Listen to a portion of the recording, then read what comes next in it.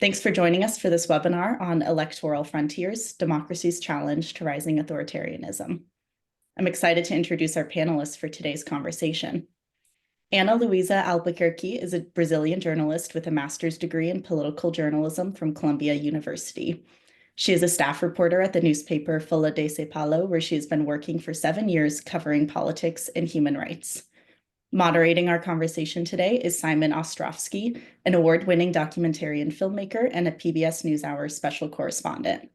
Simon has covered the countries of the former Soviet Union extensively throughout his career, where he has witnessed 4 revolutions and 2 wars, as well as reporting on the Middle East, where he covered the Iraq War, Syria, and the Israeli-Palestinian conflict, in addition to his coverage of Bucha's liberation and the war in Ukraine. So feel free to start adding questions for our panelists at any time throughout the conversation. We can incorporate them in throughout, and we'll also have some designated time for Q&A at the end. Simon, I'll now hand it over to you and Anna.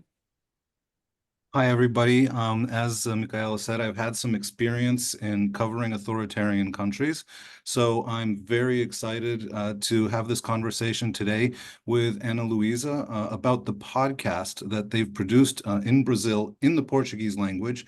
So we haven't been able to listen to it, and that's part of the reason that we're doing this conversation today, is because we want to talk about this incredibly successful podcast that has gotten a lot of engagement in Brazil, where they've had a lot of experience with their own leader with authoritarian tendencies, Jair Bolsonaro. The podcast, which is called Authoritarians, covered India, Hungary, Brazil, the United States, El Salvador, Nicaragua, and Venezuela. And a lot of those countries, as you know, are very difficult to operate in for journalists. And when we were speaking with Ana Luiza, getting ready for this conversation, she told me that she couldn't actually do some of the reporting from a couple of the countries for that reason. And a perfect example of that, I think, is something that happened to you when you were speaking to somebody for the podcast in Nicaragua. And could you tell us a little bit about what happened in that situation? Sure. Hi, everyone. First of all, just let me say that I'm really glad to be here, being able to talk about the podcast. I know most of you probably don't understand Portuguese, so it's a great opportunity for me to talk about this issue that is so relevant, not only in Brazil, but in many countries around the world. And yeah, Simon, I think this was actually the story that impressed me the most, the interview that most impressed me during this project. It's the story of a young boy from Nicaragua. His name is Kevin Martinez. He's 18 years old when I interviewed him. And Kevin was a choir boy in a Catholic church in Nicaragua. And he was persecuted by Daniel Ortega's regime. The priest he worked with was arrested in some obscure circumstances, and he was persecuted too. And for those of you who don't know, the Catholic Church usually takes a stand against Ortega's authoritarian practices. And he has already arrested a number of priests, many of whom have to go into exile. So Kevin left Nicaragua when he was still a minor, and he went into exile in Costa Rica. And the first time I contacted him, he was in Costa Rica. But the second time I messaged Kevin, I was in Brazil. And I asked if we could do a Zoom interview, an online interview later that day. And he said that yes, we could, but he asked if we could do it soon because he had returned to Nicaragua and he was afraid of being arrested that day. And I was like, what do you mean you returned to Nicaragua? Why? And he told me that he had returned because his grandfather had died. He was very close to his grandfather, and he wanted to say goodbye somehow. And then when I talked to him, he was in his village. And he told me that the day before, they had already sent him to the police station so he could give some kind of explanation of why he was there or something like that. So he thought he was at risk of being arrested basically anytime. Well, we made the call on Zoom, and he answered the call in the middle of a square. He thought that if he stayed in a public place, in the public eye, maybe this could protect him some way. And then after about 15 minutes of interview, he said he was seeing the police officers in the square. He even filmed one of them for me to see as well. And then he started to feel ill. His blood pressure started to drop. And I was there kind of trying to calm him down from a distance, doing what I could do at that time. And after a while, I realized through the video that some people had approached him and that he was talking to them. And then suddenly, out of nowhere, the call ended, and I received a message from him on WhatsApp saying they have arrested me. That happened in the middle of the online interview, and I was in shock. I couldn't believe that I had actually witnessed that. And then I went downstairs in the newsroom. I told my colleagues what had happened.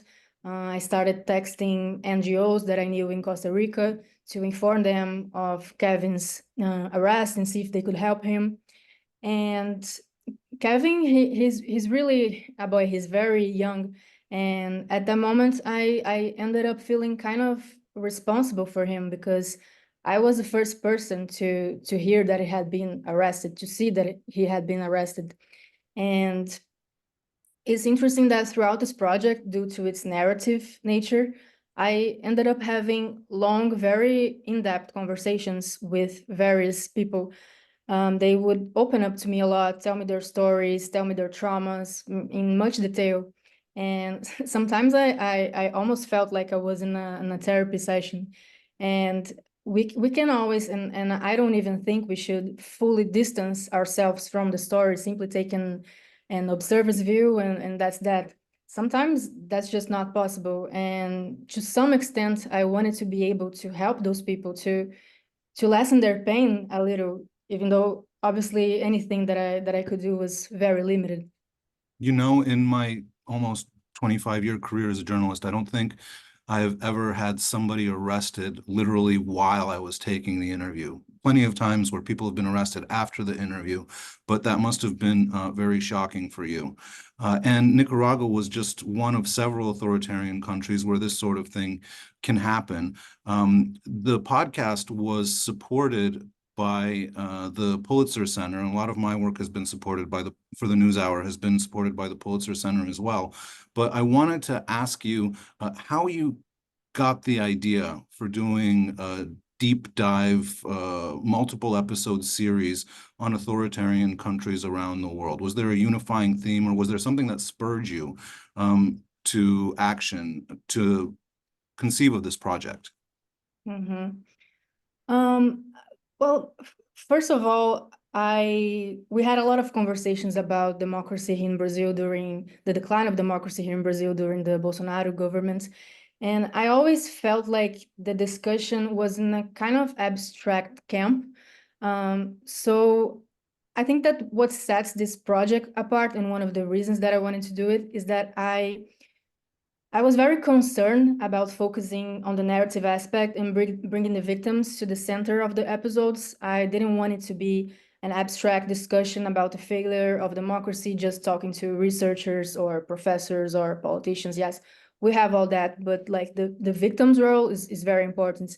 And I think that talking about democracy as something abstract isn't very effective usually, because people have different notions of what democracy is.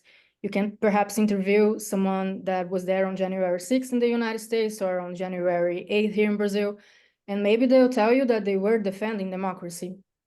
So I thought it was really important to really show what happens in an authoritarian government, what happens in people's lives, like on a day-to-day basis, because at the end of the day, that's what I believe that can create empathy and really raise awareness in society.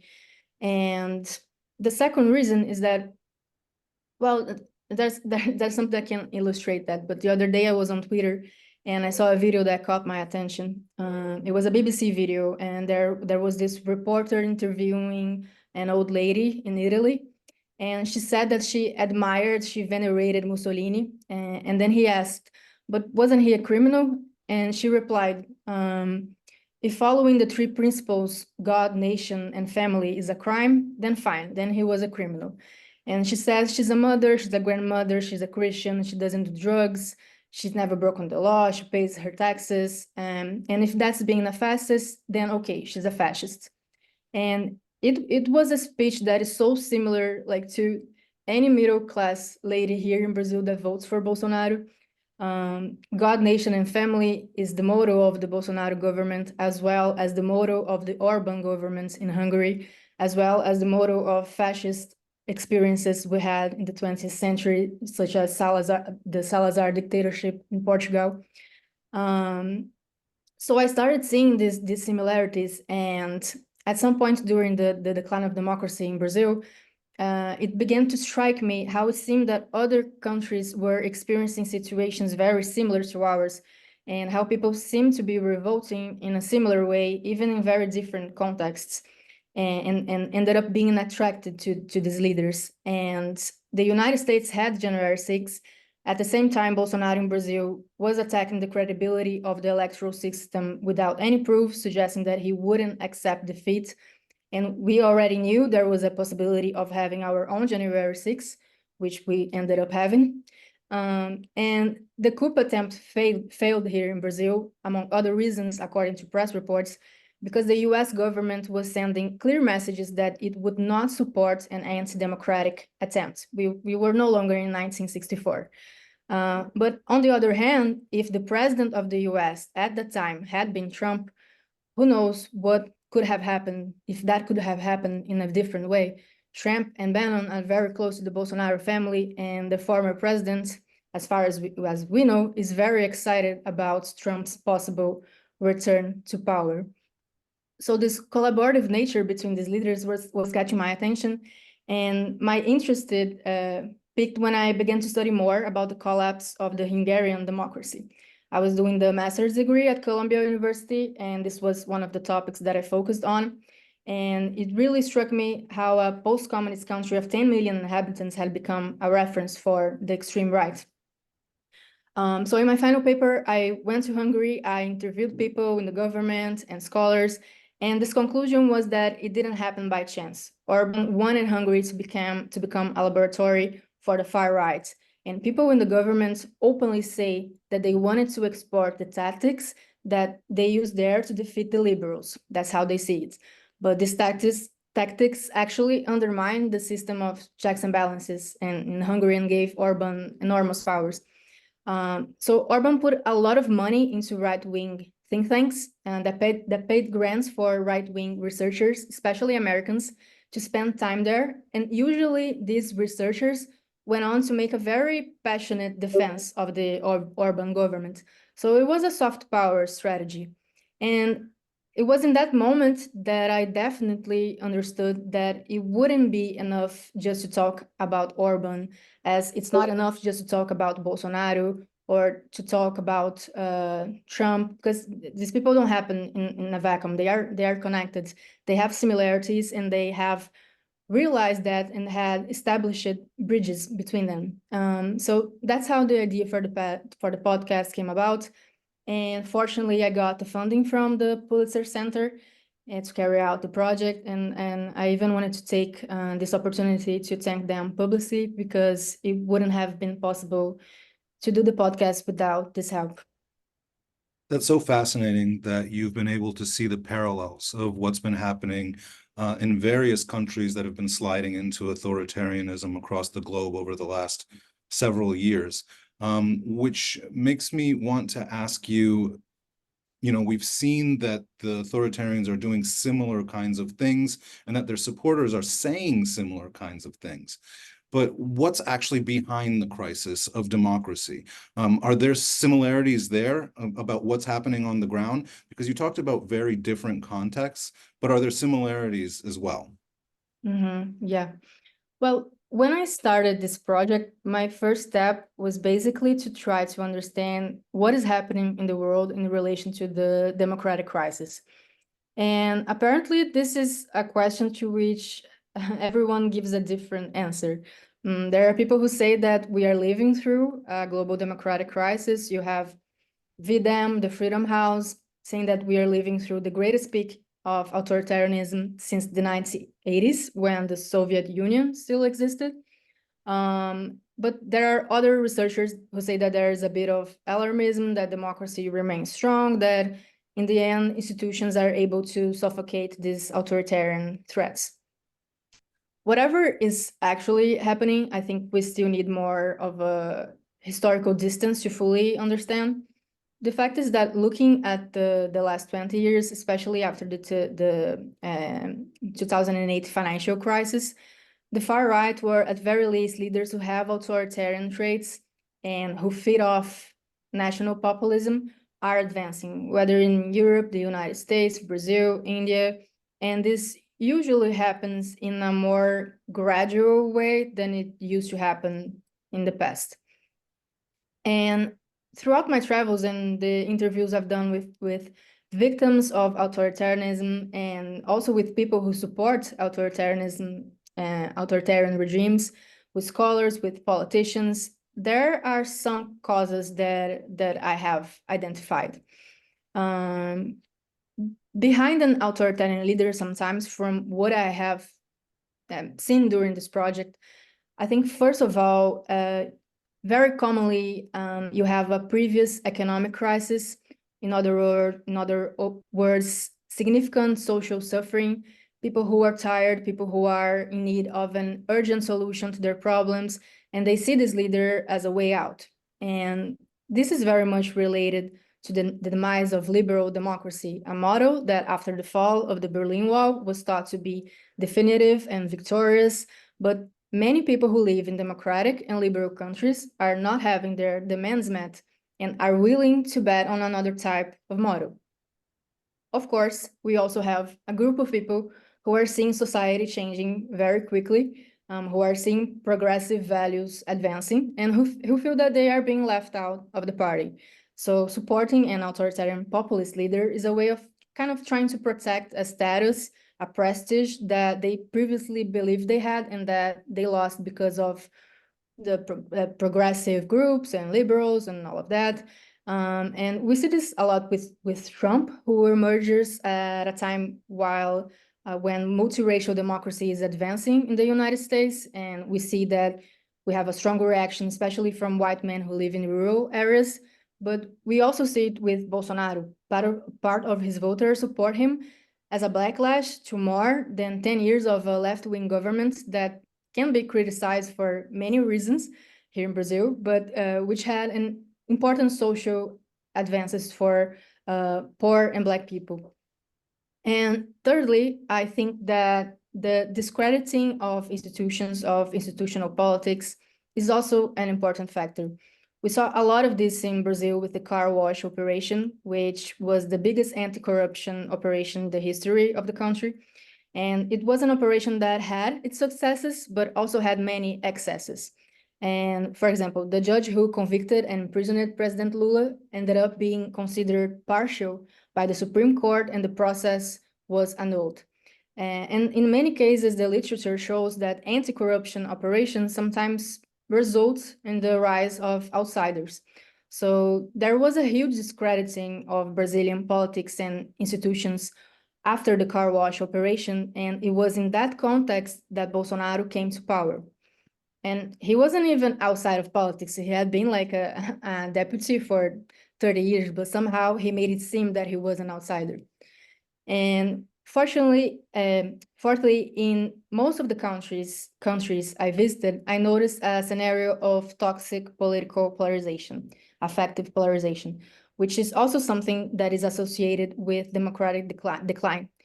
It's the idea that when you see the other not as an adversary, but as an enemy, a threat to your existence or to the country. And when you see the other like that, you are more willing to use non-democratic measures to eliminate them. And finally, in the midst of all of this, we now have easy access to technology, to social media, which is poorly regulated in most countries, and this fundamentally changes the way people inform themselves. And the press, which used to act as a gatekeeper, as a filter, no longer has this power. So these leaders have been able to use these tools very well and disseminate false information that would benefit them. And of course, even if we observe the same factors in each of these places, it's clear that each one has its own specificities. For example, in Europe and the United States, it's very common for populist national leaders to exploit the immigrant issue, placing the immigrant as an enemy and mobilizing the masses that way. There's even the great replacement conspiracy theory that say that there's a plan by the elites to replace the white population with non-white immigrants. That exists in other countries besides the United States? Yeah, for example, I saw that happen. I saw that Modi supporters believing that in India. I think we can talk a little bit about that also.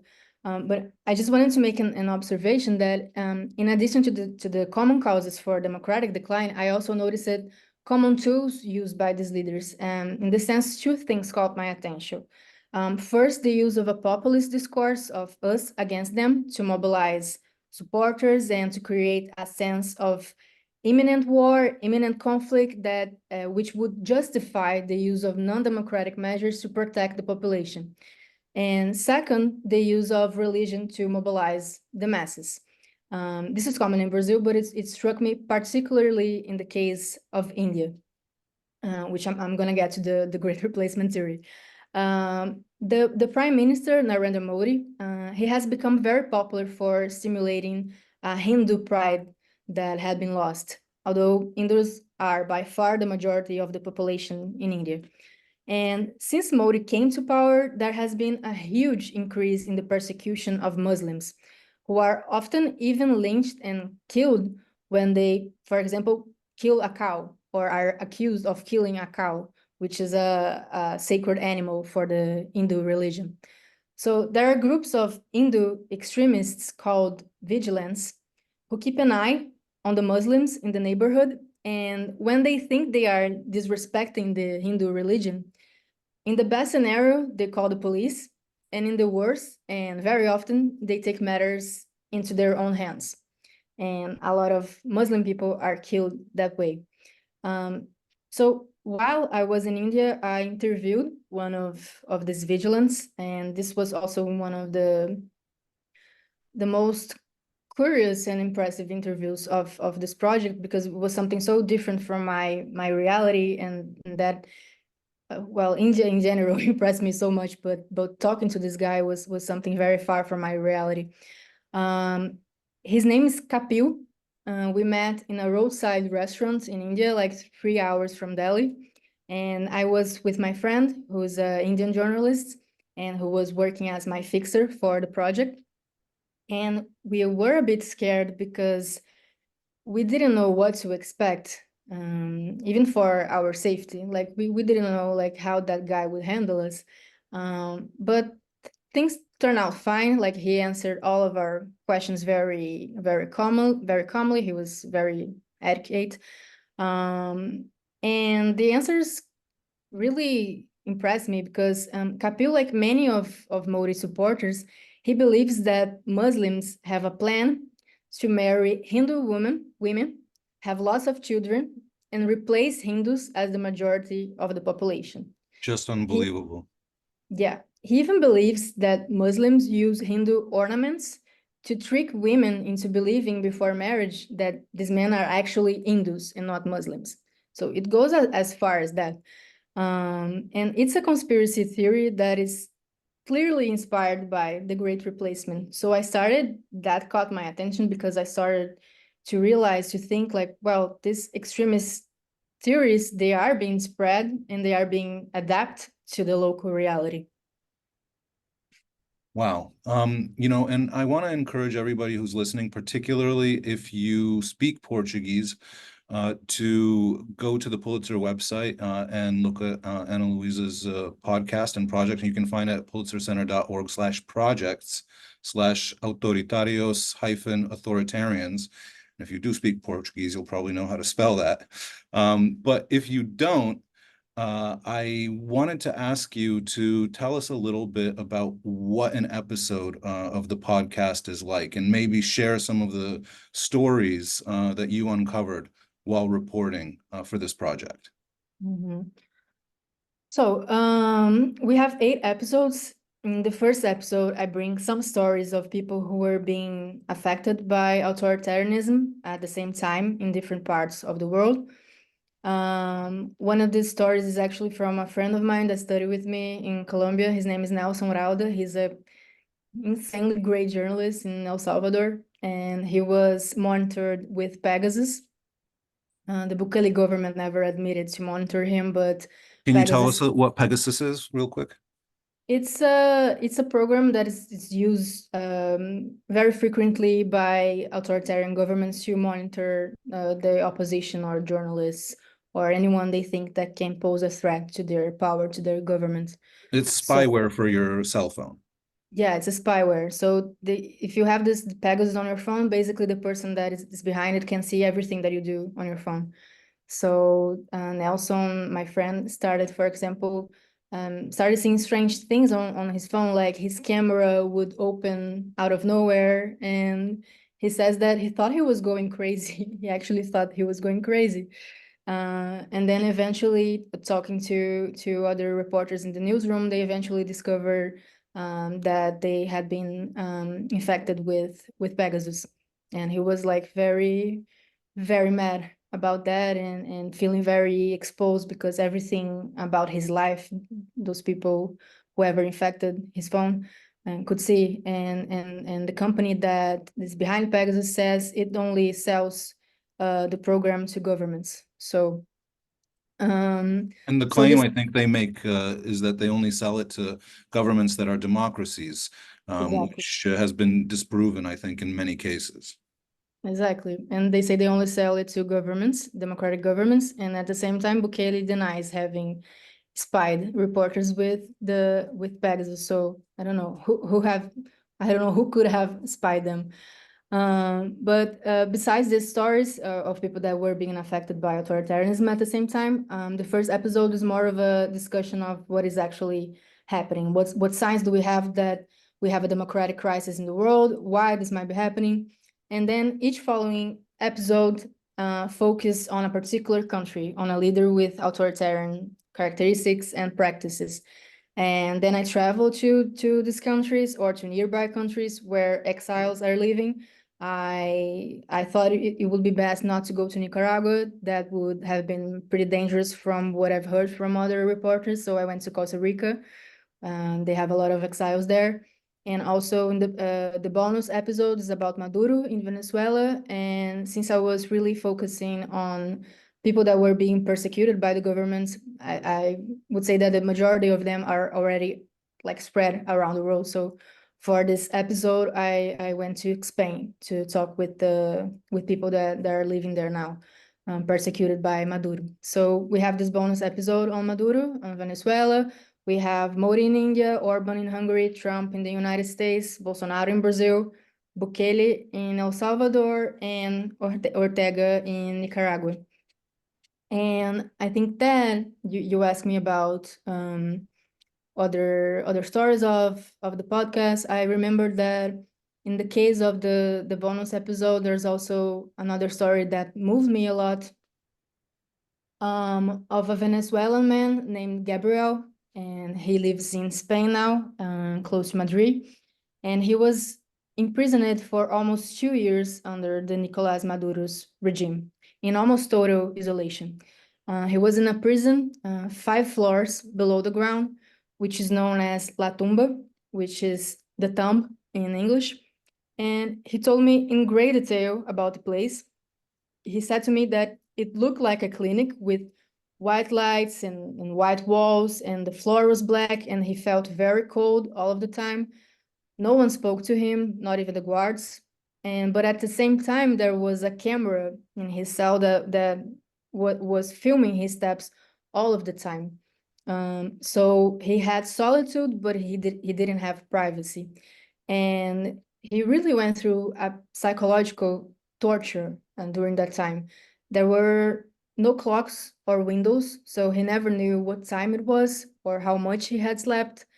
The guards didn't respect the meal times, meaning they could serve breakfast at night just to mess with the prisoner's mind. there were also no mirrors. And I remember Gabriel telling me that he gradually forgot his own image. And that was like so strong when he told me that. I couldn't imagine like what that would feel like, or if I in his position, if I would be able to keep my sanity, like not completely dissociate. And there was another thing that he said that really struck me. He told me he was afraid to sleep because he didn't want to dream. Because in his dreams he would be with his family and his friends, and when he woke up he would be faced with that horrible reality. And I think that Gabriel's interview was the hardest to do, because he had so many strong and sensitive memories, and I just wanted to be respectful and at the same time give him the space to work through all of that in his own time. And I think I spent between 2 or 3 hours talking to Gabriel. And I had been covering human rights in Rio de Janeiro, where I used to live here in Brazil. And we have a lot of police killings in the favelas. And I was used to going there after an operation and talking to families of people that had been murdered by the police. So talking about trauma, doing this kind of interviews wasn't exactly totally new to me. But I think like that was during this project, that was another level that I knew it was bad, but I don't think I knew it would be that bad. Yeah, I think the Venezuelan regime is just notorious. But I think one of the interesting things that you've done with this podcast is to tell us about some of the countries that we don't think about as often as being a part of this chain of authoritarian governments.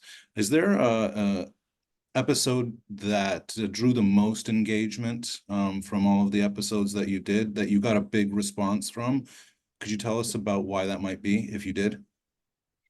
Yeah, we had an overall great audience and better than we expected, but the Nicaragua episode was like we can explain even now we don't understand why, but it was like a huge peak. It's the most listened episode, even more than the first one. And if I had to guess, I would say that it's because of Kevin's story, which we opened the episode with, because that was really bizarre that I witnessed that in that moment. So that doesn't happen very commonly. So yeah, I think probably for that reason. And I think so surprising to a lot of listeners and to myself also is that being affiliated with the Catholic Church in Nicaragua can get you in trouble with the regime. I had no idea. That's just so shocking to me. Yeah, since I'm from Latin America, I had read about that before, but I also didn't know the persecution was that intense. And yeah, and I don't know about other countries where the Catholic Church is persecuted like that. So in that sense, it's also surprising for me. And in general, I learned a lot doing this project also, especially I think especially in the Indian case that I I had an idea what happened in India and with Modi, but it was just so far from my reality that almost everything I spent 10 days there, and almost everything that I heard was kind of shocking or kind of impressing. I really learned a lot. And I think people in Brazil that listen to this episode too, like they usually tell me that was like super new to them, that they could never imagine that this would happen in another part of the world. And yeah, so Right. I mean, when we hear that a country is sliding into authoritarianism or is already an authoritarian country, um, the scale of how bad the repression in that country can be huge, and you never know at which point it is. And I think your podcast does a great job of teasing out some of these really human stories, so that people can find out how it's impacting individuals. And like you said, that really brings it to reality for a lot of the listeners, rather than it just becoming some kind of a political science lesson. But if you would be willing to give us a little bit of a political science lesson, is there something that you got out of doing this project that maybe made you feel like there's a way out of the woods? Like there are some lessons for us to take home about what we can do to not allow our homes to slide further into authoritarianism? Do you have some, advice, basically? Yeah. I think people in general are still kind of or very lost when it comes to thinking for solutions for this crisis, including scholars. So I'm sure I'm not the one that will give an answer to the democratic crisis, but I think that doing this project, there are some ways that I think we can think to overcome this. And I think the first step of all is to accept that liberal democracy is failing to meet the demands of a large part of the population. In other words, to recognize that it's not enough to embrace liberal democracy if people continue to suffer. You can't defend democracy just for democracy's sake and only, like, you have to go further. And this realization became very clear to me in El Salvador. For those who don't know the history of El Salvador, it was a very, very violent country with a very high homicide rate, among the highest in the world, and caught up in a dispute between two main gangs, MS-13 y Barrio 18. And then Nayib Bukele comes to power, sets up a regime of exception to fight crime, which was supposed to last a month and has now lasted more than 2 years. And he imprisoned a lot of innocent people. The country now has the highest incarceration rate in the world. Police officers have a target numbers of arrests per day. A lot of innocent people go to jail. Mass trials began. Basically, human rights are being absolutely disregarded. On the other hand, when you look at the reality of people, violence has decreased significantly in the communities. And we can turn a blind eye to that. I went to a community there called Las Cañas, and I remember that there was a street that divides the community in the middle. One side below belonged to one gang, and the other side, the upper part, belonged to another gang. And those who lived in the lower part couldn't circulate in the upper part, and vice versa. There was an absurd control of the population, like a war going on all of the time. The residents couldn't answer their cell phones because they would be accused by the criminals of passing on information to the other side. If you had a family member that lived in the other part of the community, you couldn't receive that family member at your home. You couldn't talk, these people couldn't talk on the bus to anyone who lived in the other part of the neighborhood. So it was an extreme situation. And with the regime of exception and all of the critiques that are justified, the criminals, not only there, but in other communities, were arrested or fled. And today, these people in those communities, they feel safe. You talk to them and they feel safe. And they feel like they can live in harmony. So Las Cañas is no longer divided into two parts. When I went there, they were actually having like a soccer game because they are trying now to connect both parts of the community and get to know each other. It's a very interesting process. And Bukele, of course, is popular with the residents of Las Cañas, just as he is very popular in general in El Salvador. And so I think we need to ask ourselves, are they all fascists, or are people simply exhausted and desperate for a change that will ease their suffering? And so I think we need to be more understanding of these voters and why they are turning to authoritarian leaders who promise to solve everything quickly, easily. People can't take it anymore, and they rather believe in a magic solution than believe nothing at all. And the democratic sphere isn't keeping up. And when I say the democratic sphere, obviously not referring to the Democratic Party in the US. I'm referring to people in general, institutions, politicians who defend democracy around the world. So anyway, the democratic sphere is not keeping up because, of course, it's really hard to compete with someone who advertises a false solution, which isn't sustainable in the long term, but which at first meets the urgent demands of these people. So I think there are a lot of voters for Bukele or Trump or Bolsonaro with whom it's possible to establish a dialogue that should be based on recognizing that their demands are valid and need to be addressed. And the far right is very efficient at working on these dissatisfactions, on these fears. I think it's a message they convey very well, that you're not a fascist, you're not crazy, you're fed up, I understand you, I'll protect you, I'll defend you. And I think people feel validated, they feel understood, they feel seen by these leaders.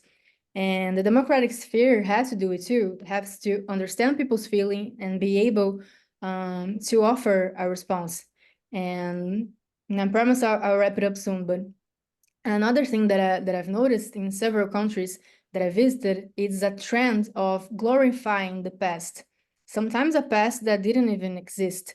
In the United States, this is clear with Make America Great Again. But in India, there's also a similar feeling of returning to a past when Muslims had not yet invaded the Hindu society. That's a historical time that barely existed, since the arrival of Muslims in India dates back to at least the 7th century. But anyway, and in Brazil, for example, this presents itself with a nostalgia for the military dictatorship, despite the thousands tortured and killed. So these leaders, they encourage this nostalgic feeling of a glorious past, because they know that it will have an impact on a voter who is dissatisfied, who feels invisibilized by the elites, who feels that he lost his status, that he lost his prestige.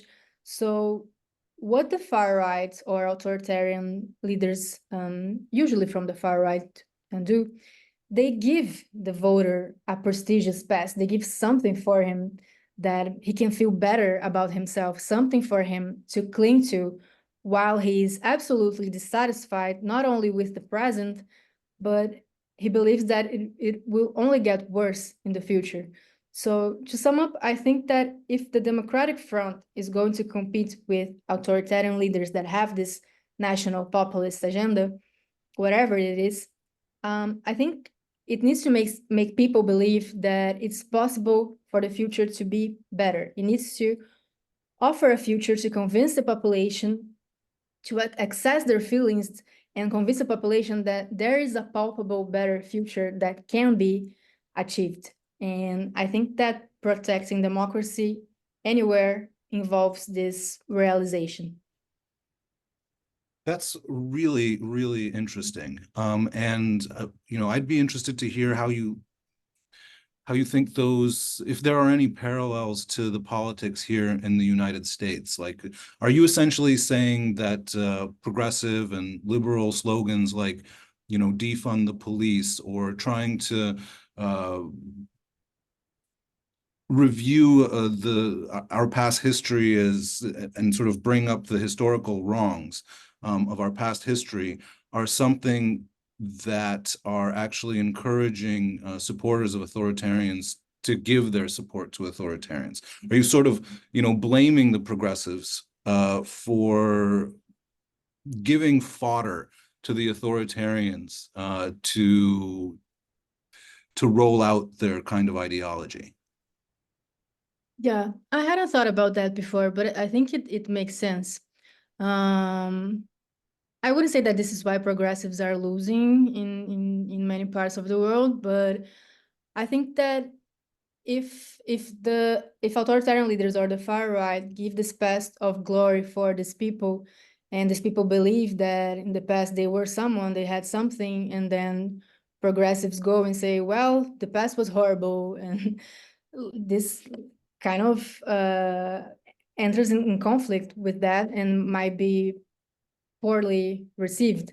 But I think when we talk about this question of the past and the future here in Brazil, and I usually think about political marketing when I think about that, because we usually see progressives or democratic leaders really coming up with practical solutions, especially here in Brazil for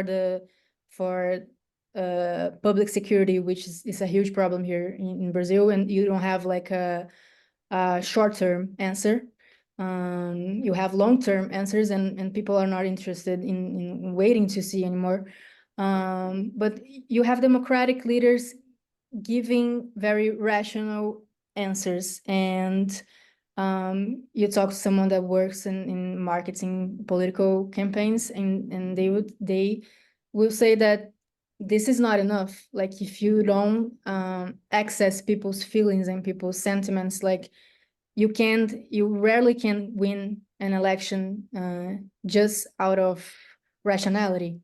And when I think about making people believe in a better future, when I think about this in our recent history in the United States, for example, I think when Obama ran with "Yes, we can," that would be a good example of a time that worked for the progressive camp. In a way, he was able to convince people that you could have a better future, and yeah, and people supported him. So I mean, and then I think Hillary Clinton's campaign slogan was "coming together," which is also a positive message, but it didn't work for her. So yeah. I think maybe Kamala Harris has taken a leaf out of your book when she talks about being a gun owner. You know, she's trying to speak to those people who wouldn't necessarily naturally vote for her, that they do have commonalities, and her background as a prosecutor maybe encourages some of the people who believe that progressives and liberals are not interested in the problems of crime in this country. And I know that, you know, Brazil's problems with crime are on a much higher level than they are here in the United States. But in the United States, there's a perception that we have a really huge crime problem. And I think maybe what you're saying, and correct me if I'm wrong, is that those perceptions need to be addressed more robustly. Yeah, I think, especially talking about the situation here, I think that progressives are, I mean, Lula won the last time against Bolsonaro, but it was mainly because Bolsonaro had a huge rejection, and Lula run exactly on the base of of the feelings of people. Like, he would run saying that we need to put hate aside, people need to love each other, we have to build a better future, we have to believe in each other. It was a very positive note and of conciliation, and he brought a lot of moderate politicians with him, and that worked out. And from some other cases that I read about around the world, that is also a smart strategy that is used to fight authoritarian leaders, which is creating this positive feeling and trying to create a great front of people of different parts of the political spectrum to unite against the authoritarian leaders. This commonly have worked before. But aside from Lula, which is the biggest populist leader we have in Latin America, so like a lot of voters voted for him because they reminisce from good times of his government, and he's very popular. But the progressives in general here in Brazil are having a very hard time to get to voters and make them vote for them and make them believe the left and the progressives. It's not being, besides Lula, and he doesn't have a successor, it's not being easy for the left here in Brazil. We recently had mayor elections, and the center of the political spectrum was the most victorious. The parties in the center were the most victorious in this election, but the far right was did better than progressives and the left.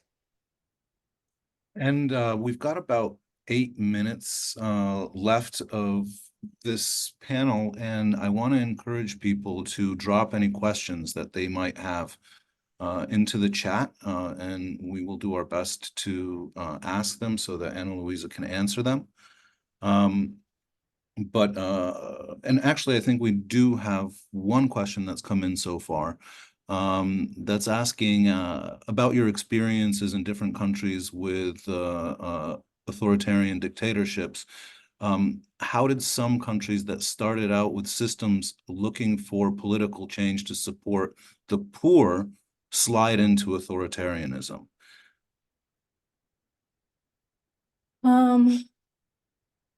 I think when I think about this question, I think about Brazil in the first place. If I understand the question correctly, as I was saying before, like we had more than 10 years of a leftist government, and as I was saying, we have a lot of bad critiques that we can give to Lula and his government and his previous governments. But the fact is that the life of poor people like improved a lot here in Brazil. People got a lot of more of opportunities, and the government had a lot of programs to help those people financially. They had started to have more access to goods like a TV or a refrigerator. The middle class has gotten bigger, and at some point after we had Dilma's impeachment here in Brazil, and we had the car wash operation and the discrediting of institutions, and we also had a great financial crisis here in Brazil with Dilma's government, and people kind of lost the gains that they had during Lula's government. And I think this revolted people a lot, because like they knew that they could do better and they weren't doing good anymore.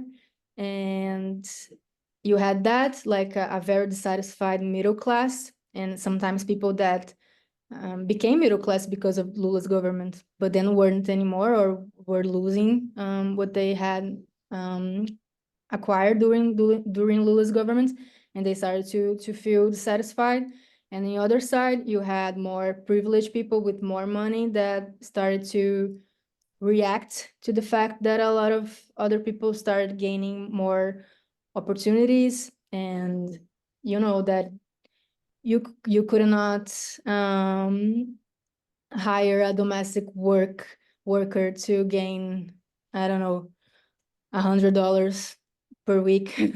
So you had more laws to protect those people in that sense, or people that were kind of revolted with because in the universities, in Lula's government, you started to having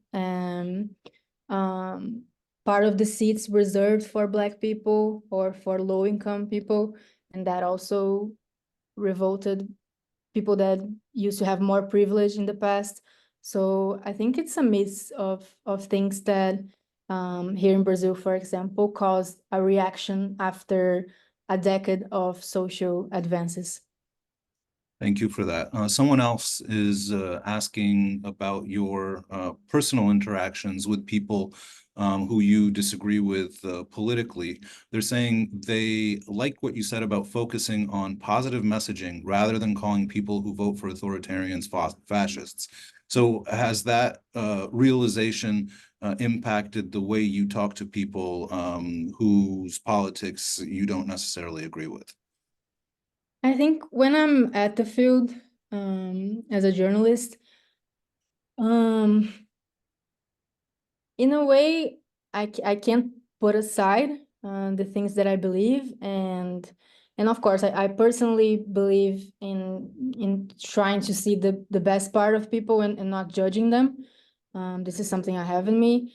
But I think as a journalist, I always kind of put some distance, and I don't remember any occasion in my life that I talked to someone that believed in something that went against my beliefs, and that I was like, that I reacted badly, or that it was difficult to talk to them. I think I'm just at a place, I'm going from a place where I just want to understand what this person thinks and why does she think like that. Like, it's almost as I don't know, I'm doing an anthropology work or something, like ethnographic work. So yeah, this wasn't a problem for me. Like, I didn't it was very natural for me to be able to sit on a roadside in India and talk to to a extremist Hindu. It wasn't something that I was scared, but it wasn't something that was conflicting for me. I can really relate to that. As a journalist, sometimes it's such a great job because you can take yourself out of the situation and put your own views and feelings aside and just look at it, as you said, anthropologically or scientifically or whatever word we want to use to describe it. But it's clear that you came to this subject with incredible amount of curiosity, and that the podcast has done really well in Brazil, and it's produced by Brazil's largest newspaper. I'm going to try to get the pronunciation right. Folha de S.Paulo. Did I say that right? Almost. You did good. Okay, thank you. And thank you so much for joining us today to talk about your experiences. We're all very grateful. I think it was a really interesting conversation. Thank you. Thank you for the opportunity. Thank you, Simon, for the conversation, and the Pulitzer Center for the opportunity and the funding, of course, and to everyone that listened to our conversation as well and made questions. Yeah, thank you both. I really appreciate it. And I could spend so much more time listening to hearing both of you talk about all of this. There's so much we could dive into. I just wanted to share that if you enjoyed this conversation, you might be interested in the first two webinars in our election series. The first one was focused on voter disenfranchisement with local U.S. news reporters, and the second on political engagement in the digital age with a couple of our AI accountability fellows and some other academics and experts. So if you're curious, you can find those recordings in the resource tab or on our YouTube channel. So thank you again. I really appreciate you taking the time to join us today. And thank you to Ana and Simon for this really insightful conversation. If you have just a moment as we end this here, we would appreciate your thoughts and feedback in a really brief survey. And we appreciate your input as we try to improve our events. So thanks again for joining us today. And we hope to see you at a future Pulitzer Center event. Have a good day, everyone. Thank you. Bye, everyone. Bye.